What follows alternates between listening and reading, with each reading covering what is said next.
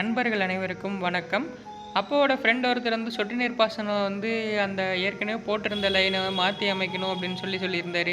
சரின்னு சொல்லிட்டு அந்த இடத்துல இருக்க கேட் வால்வை எடுத்து யூஸ் பண்ணிக்கலாம் அப்படின்ட்டு இருந்தார்.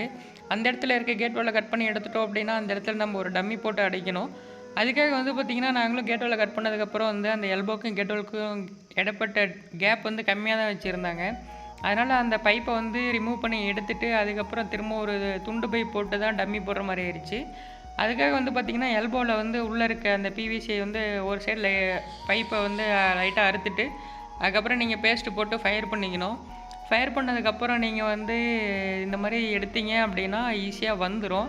அதே மாதிரி நீங்கள் இந்த ஃபயர் பண்ணி எடுக்கும்போது பார்த்தீங்கன்னா ரொம்ப சூடேறிடுச்சு அப்படின்னாலும் வந்துட்டு பைப் வராது. அதே மாதிரி லைட்டாக சூட்டில் வந்து ட்ரை பண்ணாதீங்க, மீடியமான ஹீட்டில் இருக்கணும். அப்போ தான் வந்துட்டு அந்த பிவிசி ரிமூவ் ஆகும்.